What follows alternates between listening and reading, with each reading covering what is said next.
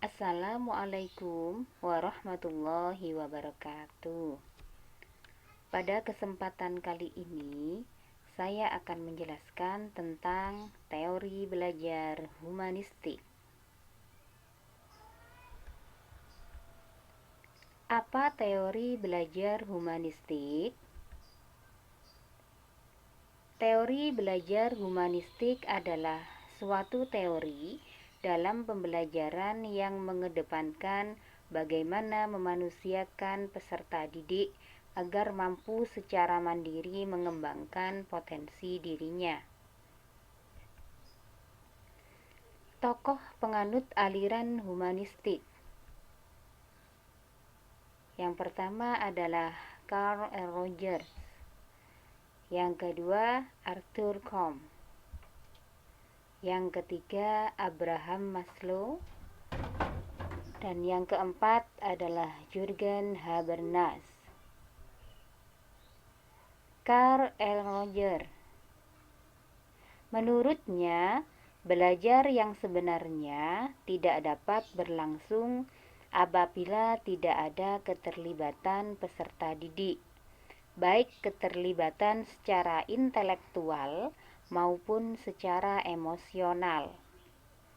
Jadi, belajar tidak dapat terjadi, tidak dapat dikatakan belajar jika tidak ada keterlibatan dari intelektual peserta didik maupun emosional peserta didik. Itu menurut Carl L. Rogers.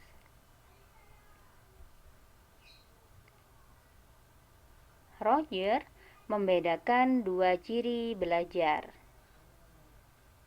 Yang pertama adalah belajar bermakna. Maksud dari belajar bermakna yakni pembelajaran yang melibatkan pikiran dan perasaan. Yang kedua adalah belajar tidak bermakna. Artinya, pembelajaran atau belajar hanya menggunakan pikiran saja, tanpa menggunakan perasaan. Pendapat yang kedua adalah Arthur Combe. Menurutnya, yang penting adalah bagaimana membuat peserta didik memperoleh arti bagi pribadinya dari materi pelajaran tersebut dan dapat menghubungkannya dengan kehidupannya. Itu menurut Arthur Combe.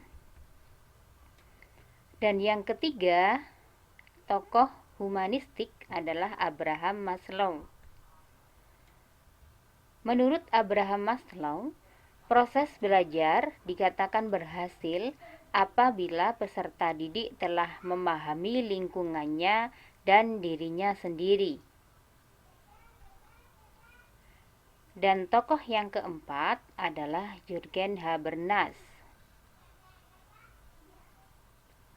Menurutnya, belajar baru akan terjadi jika ada interaksi antara individu dengan lingkungannya.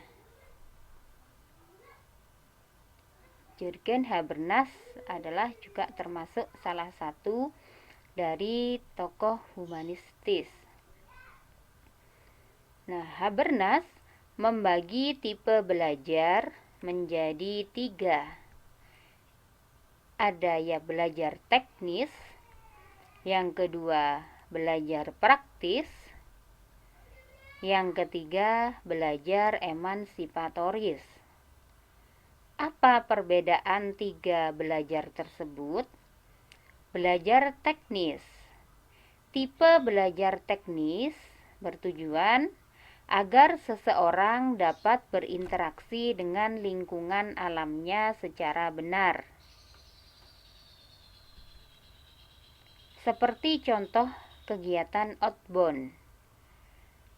Kebanyakan kegiatan outbound melibatkan interaksi antara peserta didik dengan lingkungannya, sehingga peserta didik dapat benar-benar mengenal lingkungannya dengan benar. Itu contoh dari belajar teknis. Yang kedua adalah belajar praktis. Belajar praktis bertujuan agar seseorang dapat berinteraksi dengan lingkungan sosialnya. Seperti contoh ketika anak kecil sedang bermain-main dengan temannya, maka yang terjadi antara peserta didik satu dengan peserta didik lain adalah interaksi sosial. Yang ketiga adalah belajar emansipatoris. Upaya agar seseorang mencapai suatu pemahaman dan kesadaran yang tinggi akan terjadinya perubahan dalam lingkungan sosialnya. Ini inti dari belajar emansipatoris.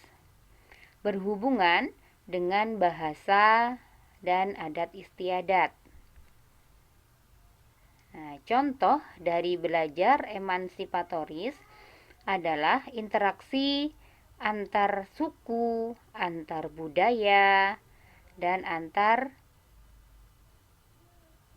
adat-adat yang lainnya. Ini contoh dari belajar emansipatoris. Ketiga belajar tersebut adalah menurut Habermas. Ada belajar teknis, belajar praktis, dan belajar emansipatoris. Prinsip-prinsip teori belajar humanistik. Yang pertama, manusia itu memiliki keinginan alamiah untuk belajar, memiliki rasa ingin tahu, dan keinginan untuk mengeksplorasi dan asimilasi pengalaman baru. Jadi, keinginan untuk belajar merupakan sifat alamiah yang dimiliki manusia.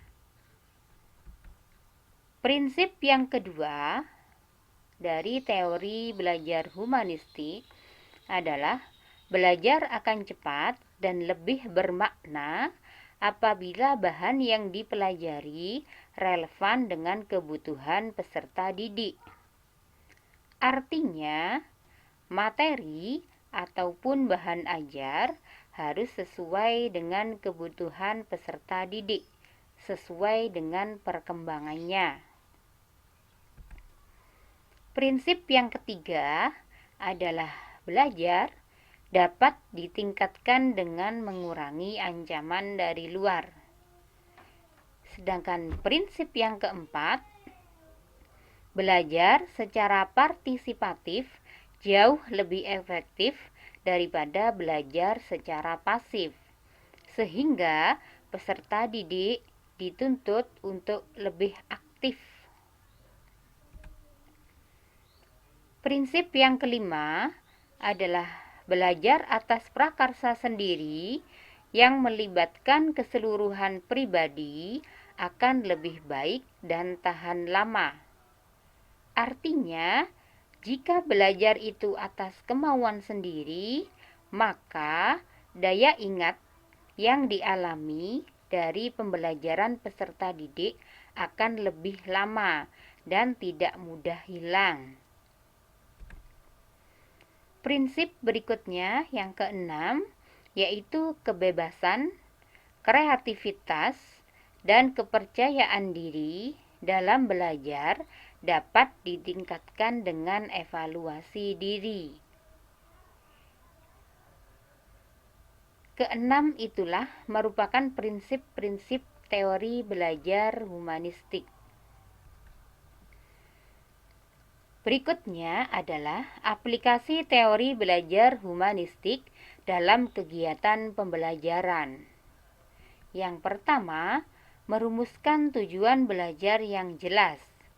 Hal ini berhubungan dengan pencapaian kompetensi dasar siswa belajar. Yang kedua, mengusahakan partisipasi aktif siswa melalui kesepakatan. Maksud dari mengusahakan partisipasi aktif siswa adalah sebelum pembelajaran dimulai, hendaknya Bapak, Ibu guru, dan siswa membuat kesepakatan baru dalam melakukan proses pembelajaran. Yang ketiga adalah mendorong siswa untuk belajar atas inisiatif sendiri, sehingga tanpa didorong oleh guru, siswa mampu mandiri. Artinya, mengerti bahwa belajar adalah kebutuhan dirinya sendiri. Dan yang keempat adalah mendorong siswa untuk peka berpikir kritis. Yang kelima, siswa diberi keleluasan mengemukakan pendapat. Jadi, di sini yang berperan aktif adalah siswa. Guru berfungsi sebagai fasilitator dan motivator, sehingga pembelajaran berpusat pada siswa. Yang keenam, guru hendaklah menerima keadaan masing-masing siswa apa adanya. Hal ini maksudnya adalah hendaknya guru memahami karakteristik dari masing-masing siswa. Sedangkan yang ketujuh adalah menawarkan kesempatan kepada siswa untuk maju atau tampil. Ini merupakan aplikasi teori belajar dari humanistik dalam kegiatan pembelajaran di kelas. Nah, dapat ditarik kesimpulan bahwa teori belajar humanistik adalah teori belajar yang intinya adalah memanusiakan manusia. Sehingga teori belajar ini berpusat pada siswa dan guru hanya sebagai fasilitator dan motivator. Sekian yang dapat saya sampaikan. Semoga bermanfaat. Wassalamualaikum warahmatullahi wabarakatuh.